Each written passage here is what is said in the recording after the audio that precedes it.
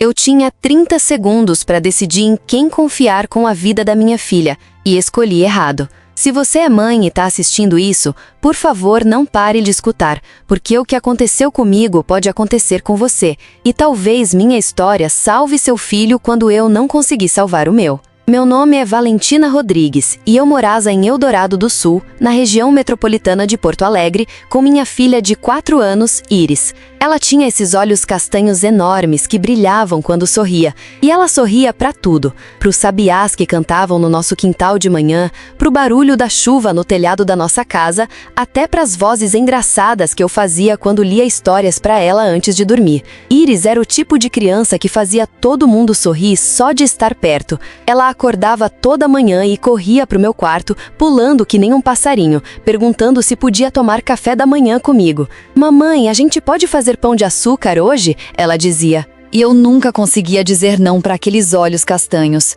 A gente morava na nossa casinha de 2 quartos na Rua das Acácias há 3 anos. Não era nada luxuoso, mas era nosso cantinho. O corretor que vendeu a casa tinha me avisado sobre alagamentos ocasionais durante chuvas fortes, mas eu pensei que Eldorado sempre teve problemas com água quando chove muito, e todo mundo se vira. Comprei um seguro contra enchente, guardei alguns mantimentos de emergência no armário e achei que estava preparada. Como eu estava errada! Iris adorava nosso vizinho, seu Gastão Ferreira, que morava na casa do lado da nossa. Ele tinha 65 anos, era aposentado da CE e sempre tinha uma palavra boa e um pirulito para ela toda vez que a via brincando no nosso pátio. "Irizinha!" ele gritava. Era a única pessoa além de mim que podia usar o apelido dela. E ela corria até a cerca que separava nossos quintais, tagarelando sobre o dia dela na creche ou o desenho que tinha assistido pela manhã. Do outro lado da nossa casa morava o Anderson Silva, um homem de 40 e poucos anos que tinha se mudado uns 6 meses antes.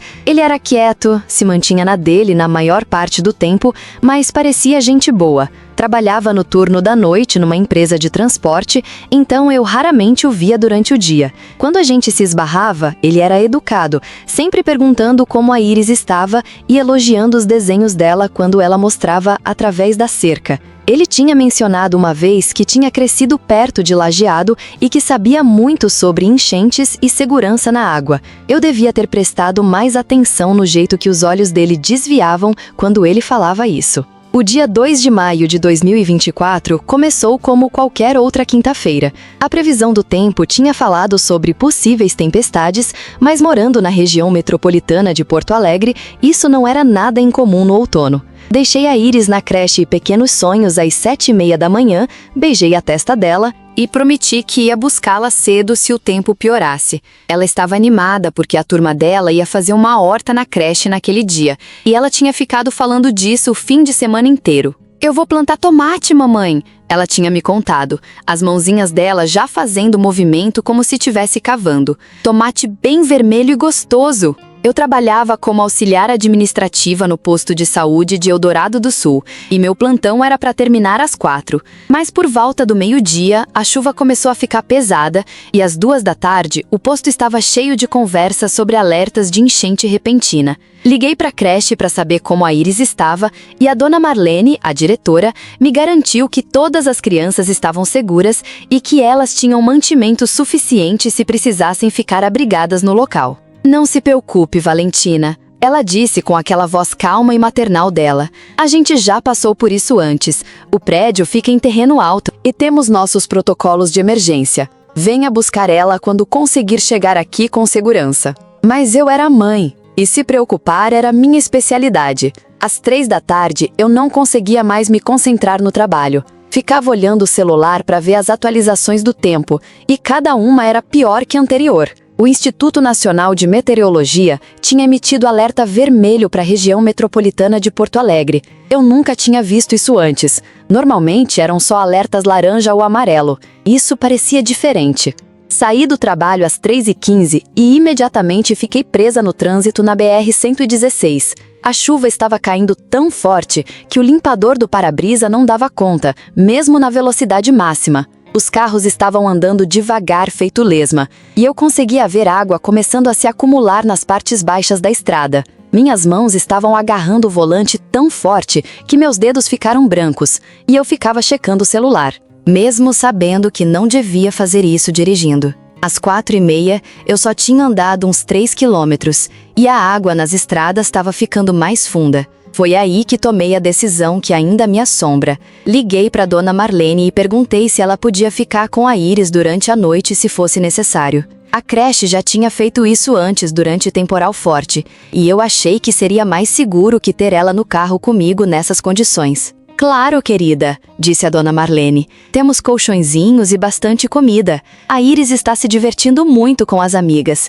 Ela plantou 5 tomateiros hoje e mal pode esperar para te mostrar amanhã. 5 tomateiros. Minha menina plantou 5 tomateiros no último dia da vida dela e eu nem estava lá para ver. Finalmente cheguei em casa por volta das 6 da tarde, encharcada até os ossos só de andar do carro até a porta de casa. A chuva era diferente de tudo que eu já tinha visto. Não estava só caindo. Estava sendo jogada do céu como se alguém tivesse virado um balde gigante. O barulho era ensurdecedor, um rugido constante que tornava impossível pensar direito. Liguei para a creche de novo para saber da Iris, mas as linhas estavam ocupadas. Tentei mais 3 vezes antes de conseguir falar no celular da Dona Marlene por volta das 7. Valentina, eu estava justamente indo te ligar, ela disse e dava para ouvir o estresse na voz dela. Tivemos um pouco de água entrando no prédio e estamos levando todas as crianças para o 2º andar como precaução. Mas o Corpo de Bombeiros recomendou que evacuemos para o abrigo da escola estadual na Vila Nova. Eles vão mandar ônibus para transportar as crianças e o pessoal. Meu coração disparou. A Iris está bem? Posso falar com ela? Ela tá bem, amor. Um pouco assustada, mas bem. Espera aí. Teve um barulho de pessoas conversando e aí eu ouvi o som mais lindo do mundo.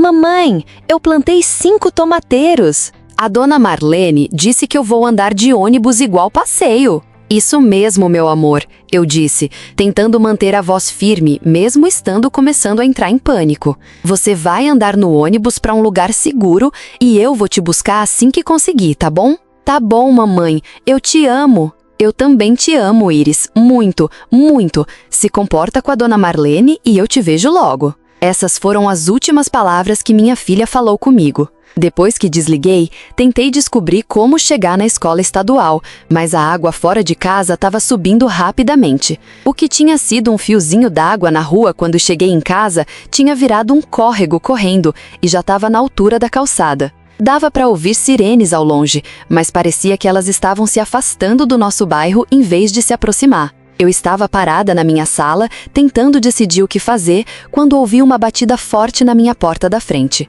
Era seu Gastão, usando uma capa de chuva amarela e parecendo mais preocupado do que eu já tinha visto. Valentina! Ele gritou por cima do barulho da chuva. A gente precisa sair daqui. A água está subindo rápido demais e estão falando que o Jacuí vai transbordar. Tenho minha estrada e a gente pode chegar numa parte mais alta. Olhei pela janela e vi que a água na rua agora estava na metade dos pneus do meu carro. Nos 15 minutos desde que tinha falado com a Iris, tudo tinha mudado. Eu preciso chegar na minha filha, gritei de volta. Ela está no abrigo da escola estadual na Vila Nova. Seu Gastão balançou a cabeça. A Vila Nova está completamente alagada. Fecharam todas as estradas naquela direção. A gente precisa sair daqui agora, ou vamos ficar presos. Foi aí que ouvi outra voz atrás dele. Era o Anderson, usando um casaco com capuz e carregando o que parecia uma mochila grande. Não pude deixar de ouvir, ele disse. A voz dele calma apesar do caos ao nosso redor. Eu conheço uma rota alternativa para Vila Nova que ainda deve estar transitável. Cresci por aqui e sei quais estradas alagam primeiro e quais ficam livres por mais tempo. Posso te levar até sua filha. Olhei para os 2 homens. Seu Gastão, que tinha sido nosso vizinho por 3 anos, que sempre foi gentil com a Iris, que estava me oferecendo segurança. E Wanderson, que eu mal conhecia, que estava me oferecendo atravessar a água de enchente para encontrar minha filha. A escolha parecia óbvia. Obrigada, seu Gastão, mas eu tenho que chegar na Iris. Falei, já pegando minha bolsa e celular. Wanderson, você tem certeza que conhece o caminho? Absoluta. Ele disse com uma confiança que achei tranquilizadora. Já passei por coisa pior que isso. Minha caminhonete está estacionada na rua de trás, em terreno mais alto. A gente consegue. Seu Gastão parecia preocupado. Valentina, eu não acho que essa é uma boa ideia. A água está se movendo rápido demais. E nenhum de nós sabe realmente o que está acontecendo lá fora. O melhor que podemos fazer é chegar no abrigo de emergência da escola municipal e esperar as autoridades dizerem que é seguro. Mas eu era mãe, e minha filha estava lá fora, assustada e possivelmente em perigo. A lógica voou pela janela. Tudo o que conseguia pensar era na Iris, perguntando onde estava a mamãe, se perguntando por que eu não estava indo buscá-la. Eu vou com o Anderson, falei, e vi algo passar pelo rosto do seu Gastão. Decepção, talvez, ou preocupação.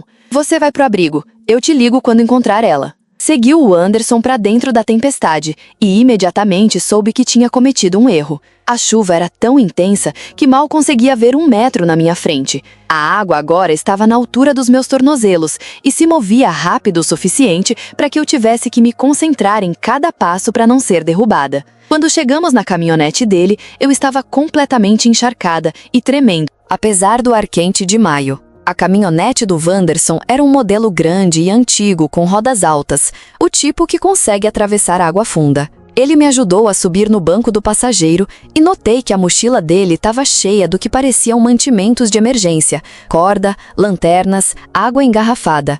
Me fez sentir mais confiante na minha decisão. Onde exatamente fica a escola estadual? Ele perguntou enquanto ligava o motor. Dei o endereço para ele e peguei meu celular para tentar ligar para Dona Marlene de novo, mas não conseguia sinal. As torres de celular deviam estar fora do ar. Não se preocupa, disse o Wanderson, notando minha frustração. A gente vai chegar lá. Conhece essas estradas como a palma da minha mão.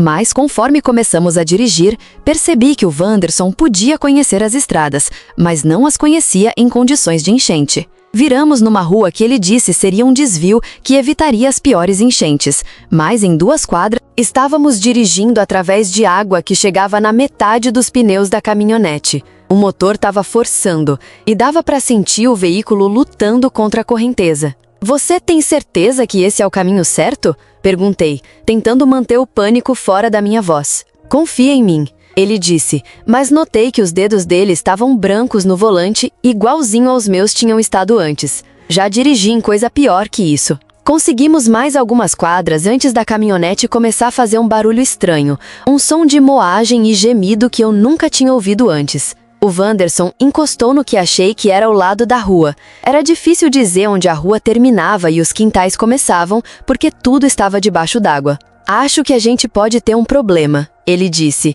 e conseguiu ouvir a preocupação na voz dele pela primeira vez. Tentou dar partida no motor de novo, mas só fez aquele barulho de moagem. Foi aí que olhei ao redor e percebi que não fazia ideia de onde estávamos. As ruas todas pareciam iguais na escuridão e na chuva, e não havia pontos de referência que eu reconhecesse. A água ao nosso redor estava ficando mais funda a cada minuto e conseguia ver destroços passando flutuando, galhos de árvores, lixeiras, o que parecia pedaços da cerca de alguém. Onde a gente tá? Perguntei, e não consegui mais manter o pânico fora da minha voz. O Anderson ficou quieto por um tempo longo, tentando o motor repetidas vezes. Finalmente se virou para mim e vi algo na expressão dele que fez meu sangue gelar. Não tenho certeza, ele admitiu. Tudo parece diferente com toda essa água. Achei que conhecia essas ruas, mas senti como se fosse vomitar. Estávamos presos no meio de uma enchente, num bairro que eu não reconhecia,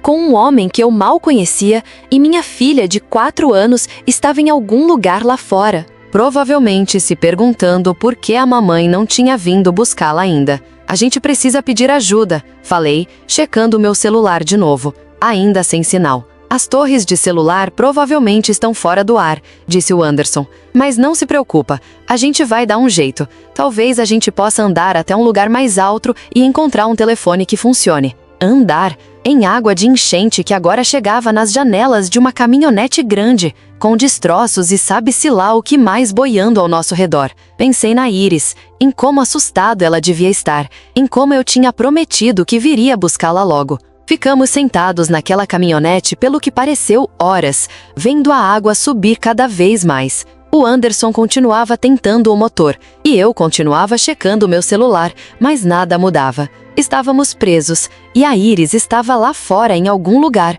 e eu tinha escolhido a pessoa errada para confiar. Finalmente, por volta das 10 da noite, Vimos luzes na distância, um barco de resgate com marcas do corpo de bombeiros. O Anderson baixou a janela e começou a gritar e acenar. O barco veio na nossa direção e senti uma onda de esperança pela primeira vez em horas. "Quantas pessoas?" gritou um dos bombeiros por cima do barulho da tempestade. "Duas!" o Anderson gritou de volta. "Estamos presos!" Levou quase 1 hora para eles nos tirarem daquela caminhonete e nos colocarem no barco. A água estava tão funda e se movendo tão rápido que tiveram que usar cordas para nos guiar através dela. Quando estávamos seguras no barco, eu estava com hipotermia e mal conseguia ficar consciente. A última coisa que lembro claramente foi perguntar sobre a escola estadual na Vila Nova e ver o rosto do bombeiro mudar. "Senhora", ele disse gentilmente, "a Vila Nova está completamente alagada desde umas 8 da noite.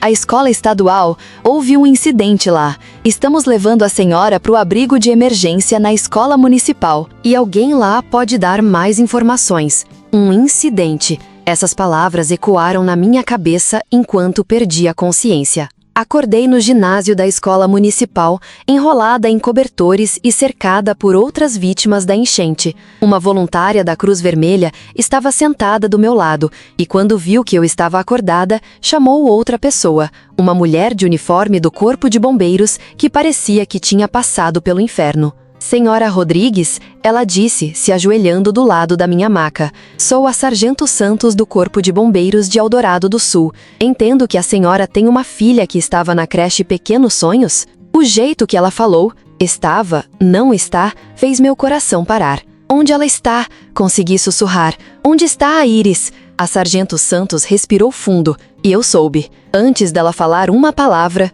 eu soube. Os ônibus que estavam transportando as crianças da creche para o abrigo da escola estadual foram pegos na enchente repentina na Vila Nova por volta das 8h15. Um dos ônibus foi arrastado da estrada pela correnteza. O mundo parou. Tudo ficou silencioso, exceto pelo som do meu próprio batimento cardíaco, que parecia impossibilitado, alto.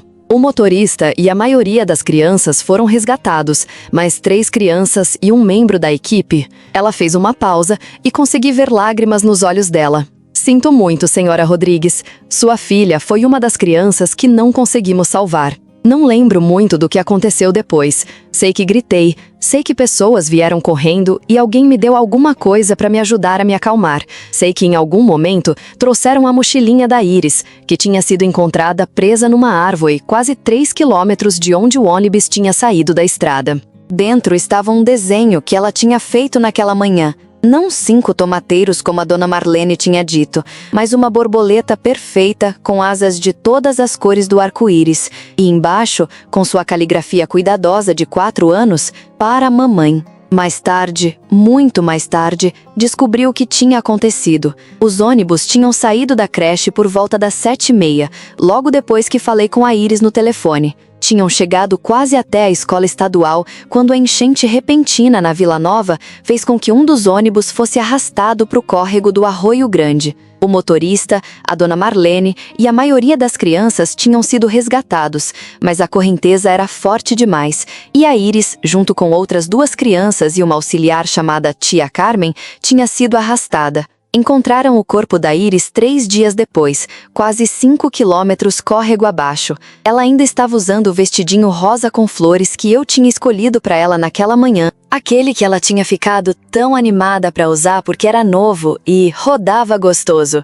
O legista disse que ela não teria sofrido, que teria sido rápido, mas isso não tornou as coisas mais fáceis. Também descobri que se eu tivesse escutado seu Gastão, se tivesse ido com ele para o abrigo de emergência na escola municipal, eu teria estado lá quando os ônibus chegaram com as crianças sobreviventes. Teria estado lá quando estavam organizando os esforços de resgate. Podia ter ajudado, ou pelo menos teria estado com outros pais que estavam passando pela mesma coisa. Em vez disso, estava presa numa caminhonete com um homem que tinha mentido sobre conhecer a área, que tinha colocado nossas 2 vidas em perigo sem motivo. O Wanderson desapareceu depois daquela noite. Nunca mais vi ele. Quando voltei para o nosso bairro uma semana depois para avaliar o estrago na minha casa, a casa dele estava vazia. Os vizinhos disseram que ele tinha feito as malas e saído sem falar nada para ninguém. Tentei encontrá-lo. Tentei entender por que ele tinha se oferecido para me ajudar, quando na verdade não conhecia o caminho, mas ele tinha sumido completamente.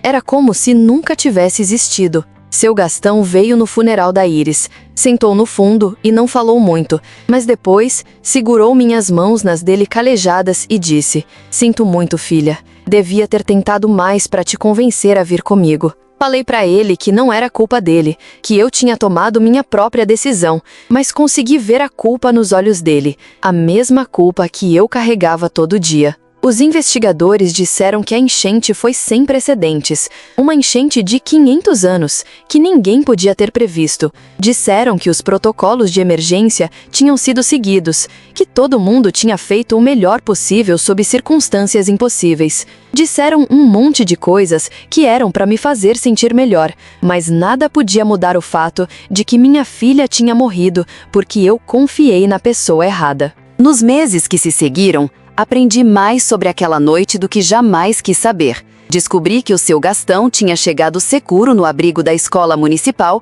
exatamente como tinha planejado. Descobri que a rota que ele queria pegar era mesmo a opção mais segura, e que várias outras famílias do nosso bairro tinham seguido o exemplo dele e sobrevivido à enchente sem incidentes. Descobri que a Vila Nova tinha estado intransitável desde o início da noite e que qualquer pessoa com conhecimento real da área teria sabido disso. Também descobri que Wanderson Silva não era o nome verdadeiro dele. A polícia o investigou depois que relatei o que tinha acontecido e descobriram que ele estava usando documentação falsa. O nome verdadeiro dele era Wesley Barreto e ele tinha histórico de doença mental e um padrão de se meter em situações de emergência. Eles acham que ele genuinamente acreditava que estava ajudando, mas o julgamento dele estava prejudicado. E ele não tinha conhecimento real da área, apesar do que tinha alegado. Mas saber tudo isso não trouxe a Iris de volta. Não mudou o fato de que eu tinha tido 30 segundos para escolher em quem confiar com nossas vidas e tinha escolhido errado. A culpa quase me destruiu. Durante meses, não conseguia dormir, não conseguia comer, não conseguia funcionar. Ficava repassando aquele momento na minha cabeça repetidamente, parada na minha sala, olhando para o seu Gastão e para o Wanderson, tomando a decisão que custou a vida da minha filha. Vi terapeutas, tomei remédios, entrei em grupos de apoio para pais que tinham perdido filhos, mas nada ajudava. Os IC me consumiram. E se eu tivesse escutado o seu Gastão? E se eu tivesse ficado no trabalho em vez de tentar chegar em casa? E se eu tivesse buscado a Iris na creche mais cedo naquele dia? E se eu nunca tivesse me mudado para aquela casa? IC.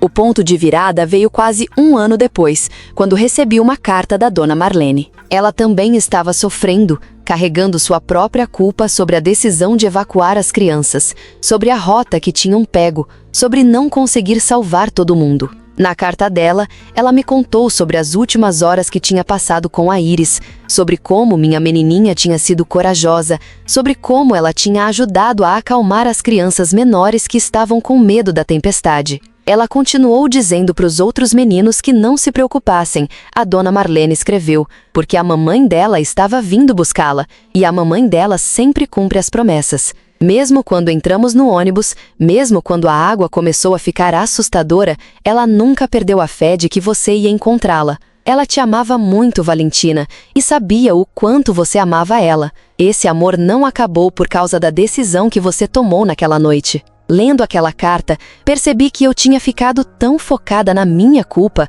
na decisão que tinha tomado, que tinha esquecido da coisa mais importante. A Iris tinha vivido 4 anos lindos, e esses anos tinham sido cheios de amor e alegria e risos. Sim, a vida dela tinha acabado tragicamente. E sim, eu sempre ia me perguntar o que podia ter sido diferente. Mas isso não apagava a felicidade que tínhamos compartilhado ou o amor que nunca ia morrer. Comecei a trabalhar como voluntária em organizações de socorro a enchentes, ajudando outras famílias que tinham perdido tudo em desastres naturais. Não conseguia salvar a Iris, mas talvez pudesse ajudar a salvar outra pessoa. Aprendi sobre preparação para emergências, sobre segurança em enchentes, sobre os sinais de alerta que eu tinha perdido naquela noite terrível. Compartilhei minha história com outros pais, esperando que meu erro pudesse prevenir que outra pessoa cometesse o mesmo. 2 anos depois da enchente, me mudei de Eldorado do Sul. Não conseguia ficar naquela casa, não conseguia passar pela creche. Não conseguia viver com as lembranças constantes do que tinha perdido. Agora moro em Caxias do Sul, num pequeno apartamento na serra onde as enchentes são raras e o ar é limpo e fresco. Trabalho numa organização sem fins lucrativos que oferece serviços de socorro a desastres e me tornei meio que especialista em procedimentos de evacuação de emergência. Ainda penso na Iris todo dia. Ainda tenho o desenho da borboleta dela emoldurado e pendurado no meu quarto, onde posso ver logo de manhã. Ainda me pergunto como ela seria agora aos 6 anos, em que série estaria, quais seriam as matérias favoritas dela, se ainda gostaria de plantar coisas no quintal. Mas aprendi a viver com a incerteza, com o conhecimento de que algumas perguntas nunca vão ter respostas. A parte mais difícil não é a dor. A dor é natural quando você perde alguém que ama. A parte mais difícil é aceitar que tomei uma decisão num momento de pânico, com informação incompleta, sob circunstâncias impossíveis.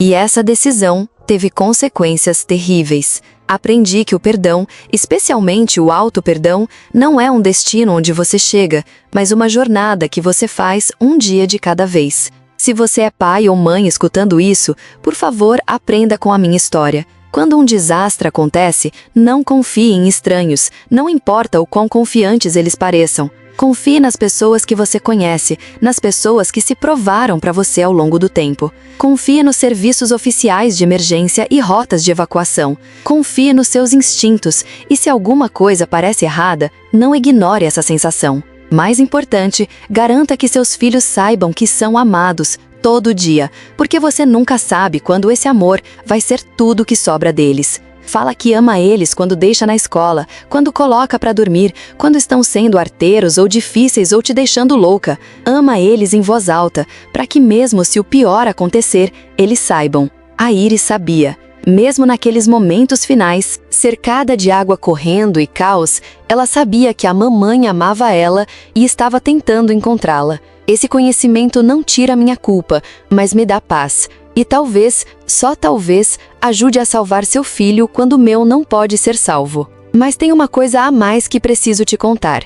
Uma coisa que aprendi nesses 2 anos desde que perdi a Iris. Naquela noite, quando estava parada na minha sala decidindo entre o seu Gastão e o Wanderson, não era só uma decisão entre 2 homens, era uma decisão entre segurança e risco, entre lógica e emoção, entre escutar minha cabeça e escutar meu coração desesperado. O seu Gastão representava a voz da razão. Ele tinha 65 anos, tinha vivido muitas tempestades, conhecia os protocolos de evacuação. Quando me disse para irmos para o abrigo na escola municipal, ele não estava me pedindo para abandonar a Iris. Estava me pedindo para confiar no sistema, para esperar até ser seguro agir, para pensar no quadro maior.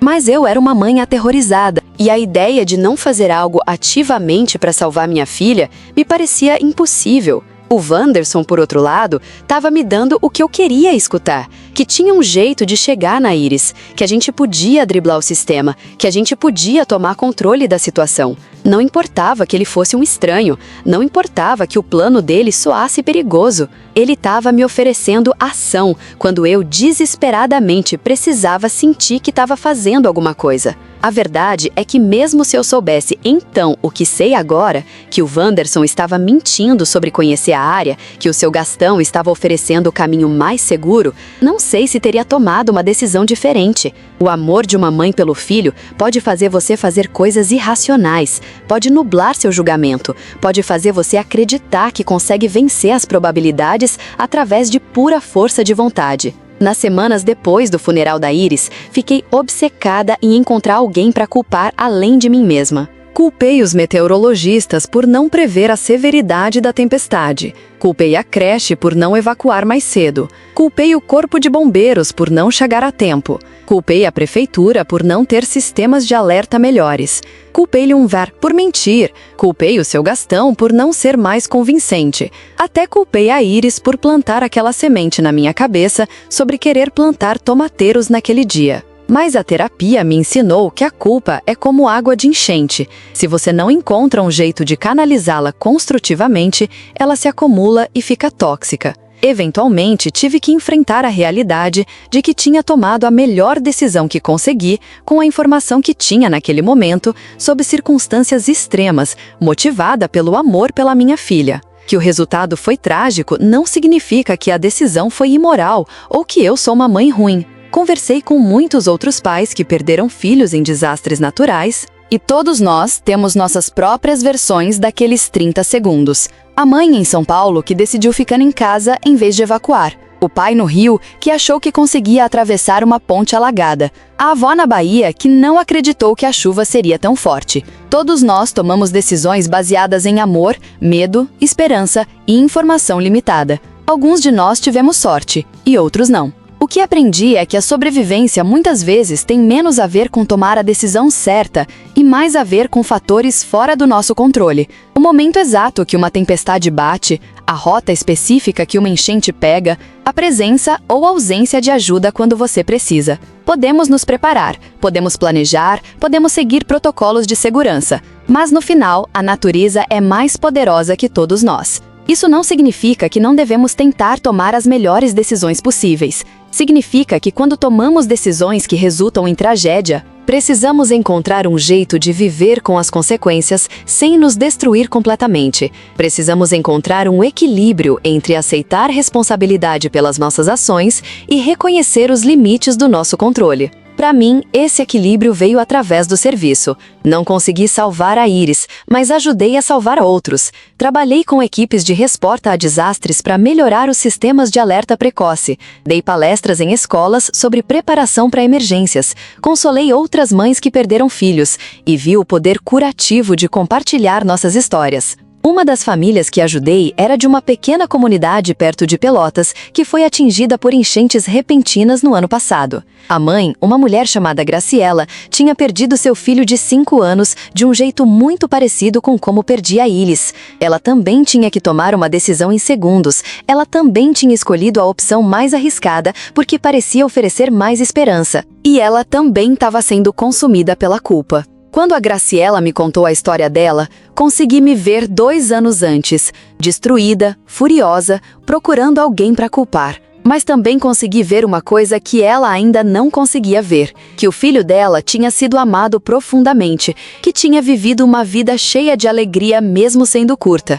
e que o amor que tinham compartilhado era real e importante, independente de como terminou. O amor não é apagado pela tragédia, falei para Graciela, repetindo as palavras que a dona Marlene tinha me escrito. Seu filho sabia que você amava ele. Isso não mudou porque você tomou uma decisão que não saiu como esperava. É estranho como às vezes temos que falar uma coisa em voz alta para realmente acreditar nela. Enquanto consolava a Graciela, finalmente comecei a acreditar nas palavras que tinha tentado falar para mim mesma durante 2 anos. A Iris tinha sabido que era amada. Nossa relação tinha sido real e preciosa. A morte dela foi trágica, mas a vida dela tinha tido significado. Agora, quando falo com outros pais sobre preparação para emergências, sempre termino minha apresentação com a mesma foto. É uma imagem da Iris no último dia dela na creche antes do fim de semana, sorrindo largo com seu vestidinho novo de flores, segurando um tomatinho verde que tinha colhido da horta da escola.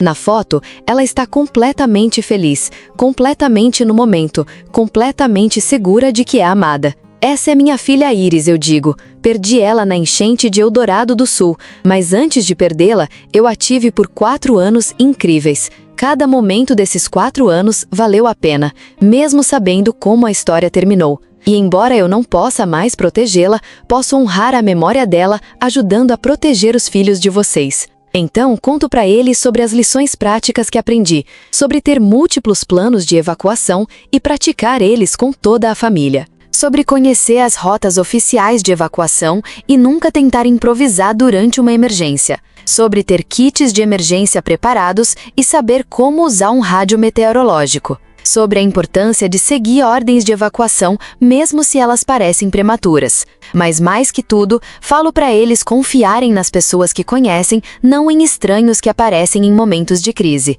Para escutarem oficiais treinados em vez dos próprios medos, que às vezes a coisa mais corajosa que você pode fazer como pai é esperar em vez de agir. Também conto sobre o seu Gastão, que ainda mora na mesma casa na Rua das Acácias. Visito ele toda vez que volto para Eldorado do Sul, o que faço 2 vezes por ano, uma no aniversário da morte da Iris e uma no aniversário dela. Ele sempre tem café pronto e fotos novas dos netos para me mostrar. A gente nunca fala diretamente sobre aquela noite, mas a gentileza constante dele tem sido uma parte importante da minha cura. Na última vez que visitei ele, me deu uma coisa que tinha guardado para mim. Era um vasinho pequeno com um pé de tomate que tinha crescido no quintal dele. A Irizinha plantou as sementes desses no dia antes da tempestade. Ele me disse: "Achei que você gostaria de ter." Levei o vasinho de volta para Caxias do Sul e plantei no pequeno jardim do meu apartamento. Todo verão, floresce com tomatinhos vermelhos perfeitos,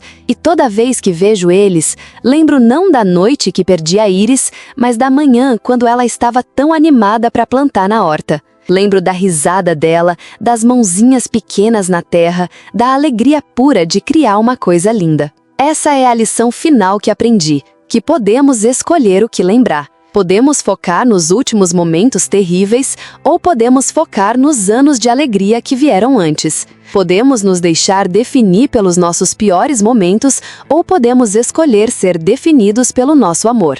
Mas tem uma coisa que ainda me atormenta, uma pergunta que nunca vai ter resposta. Se eu tivesse ficado no trabalho naquele dia, se não tivesse tentado ir para casa durante a tempestade, a Iris ainda estaria viva? Os ônibus da creche teriam pegado uma rota diferente? O timing teria sido diferente? Eu sei que essas perguntas são inúteis, mas elas ainda me visitam nas noites escuras quando não consigo dormir. A verdade é que a vida é cheia de momentos de decisão que podem mudar tudo. Escolhemos uma rua em vez de outra. Saímos de casa 5 minutos mais cedo ou mais tarde. Confiamos numa pessoa em vez de outra. E às vezes, essas escolhas aparentemente pequenas têm consequências enormes que só conseguimos ver depois. O que me dá algum conforto é saber que a Iris viveu uma vida cheia de amor. Ela conheceu a alegria de plantar sementes e ver elas crescer. Ela conheceu a diversão de brincar com amigas na creche. Ela conheceu a segurança de ter uma mãe que faria qualquer coisa por ela. E mesmo que nossa história tenha terminado tragicamente, esses 4 anos foram reais e preciosos. Às vezes encontro outras mães no meu trabalho com vítimas de desastres, mães que estão passando pelos primeiros estágios da perda. Vejo aquele olhar nos olhos delas, a mesma raiva, confusão e culpa que senti, e tento transmitir para elas a única coisa que realmente aprendi, que o amor é mais forte que a tragédia, mais duradouro que a culpa, mais poderoso que os esses. Uma dessas mães me disse uma vez: "Como você consegue levantar da cama toda manhã sabendo que sua filha se foi?" E a resposta que dei para ela é a mesma resposta que dou para mim mesma todo dia. Eu me levanto porque a Iris gostaria que eu me levantasse. Eu vivo porque ela não pode mais viver. Eu amo outras crianças porque não posso mais amar ela fisicamente. Eu conto nossa história porque talvez isso salve outra criança. Não é uma vida fácil. Tem dias que a dor é tão intensa que mal consigo respirar.